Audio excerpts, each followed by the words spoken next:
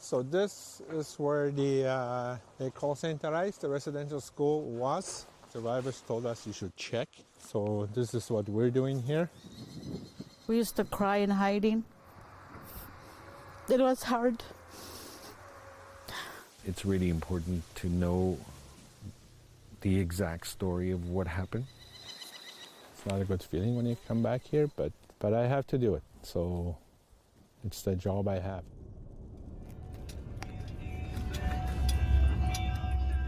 This is Fort George, known now as the island. So this is where we used to hang out, we walked up and down. We didn't have cars.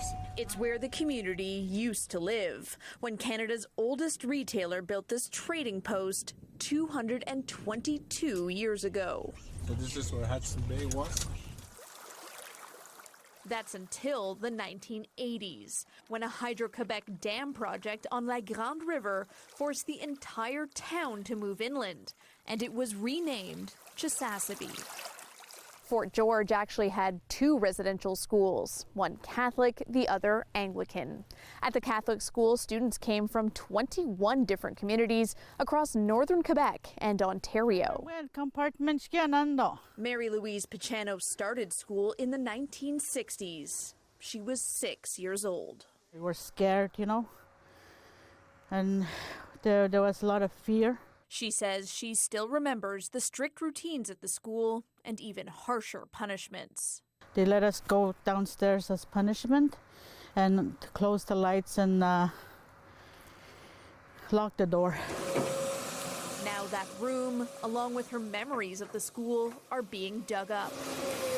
Despite being from the community, she says she was forced to live at the dormitory and says she was isolated from her family, including her younger brother. I was not allowed to talk to him.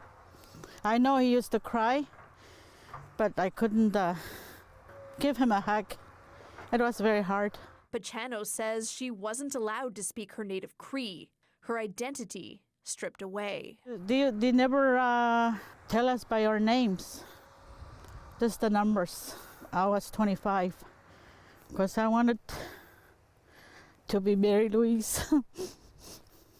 O great spirit, whose voices I hear in the winds. Every time Reggie Tumatuk comes back, he says a prayer. I need your strength and wisdom. He was known as number 14. The only way that I stopped crying was somebody pushed me off the bed for me to stop crying. Both Pachano and Tumatuk claim abuse was daily. Especially with the sexual abuse that we encountered during those times. The priest used to come to our dorms, which was not very nice. Those who attended the school later on as day students say they also remember harsh treatment. There is a child sometimes standing in a corner all day, not being allowed to sit down because they had broken a rule. Maybe they had spoken Cree, or somebody not allowed to go to the washroom and sitting in a puddle of their own urine all day. They were not allowed to change because, I don't know, they were being punished for something. And I thought that was normal. So we are on the site of the old residential school, the Anglican residential school, St. Philip's. George Pachano also went to school in Fort George, but on the Anglican side. Was basically when they demolished it, they pushed everything into one mound and they buried it. He says while it was very different from what he knew living off the land, his experience was far better than students from the Catholic side, including his own wife, Mary Louise. I never wanted to talk about it for so many years because nobody would believe me. I was shocked. I said, how can they do that? I mean, these people work for the church. They're priests, they're nuns. How can they treat children like that?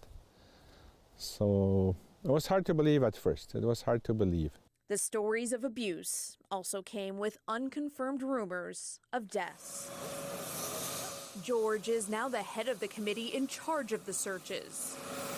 The National Center for Truth and Reconciliation has confirmation of 33 deaths, but adds with new searches there could be more. Pachano says many of those are attributed to illnesses like tuberculosis, although he adds there were likely cases of malnourishment and improper care. The group has also been looking through hospital documents. There are 38 confirmed deaths at the residential schools on the both schools here.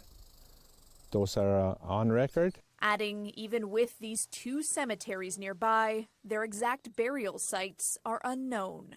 How would you feel if nobody went to go look for your child that went missing? That's why in 2022, the Cree Nation of Chisasibi decided to go ahead with ground-penetrating radar searches, carried out this summer.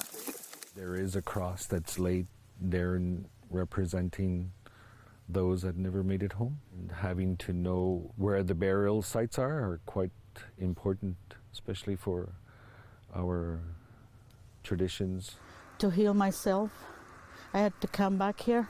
I didn't want to be sad all the time. It's sticking there. Like the sadness, the fear, the anger. They hope the search will bring some closure. Even if they don't find any graves, at least the memories of what happened here aren't buried anymore.